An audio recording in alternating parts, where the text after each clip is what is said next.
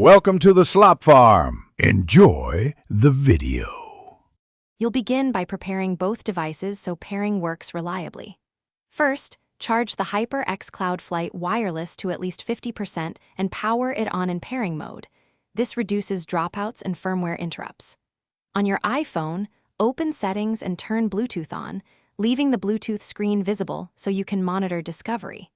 Make sure no other Bluetooth audio is connected on the phone. Once done, keep the dongle and headset within 1 meter of the iPhone to ensure a strong initial signal. Next, activate discoverability on the headset so the iPhone can find it. Hold the headset's power button or the dedicated Bluetooth pairing button until the LED flashes rapidly. This signals BLE advertising. Note, the HyperX USB dongle is for PC wireless. For iPhone, pair directly via the headset's Bluetooth. On the iPhone Bluetooth list, watch for the HyperX device name to appear and tap it.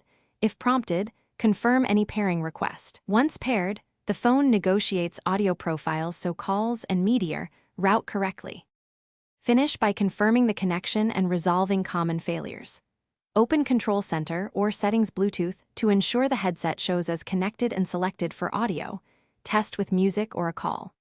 If audio doesn't route, toggle Bluetooth on the iPhone, power cycle the headset, or use Forget This device and pair again. These steps clear stale profiles. If you still experience dropouts or limited microphone functionality, connect the headset to a PC to check for firmware updates. Updating often restores full compatibility. Thanks for watching. Consider subscribing if we helped you today.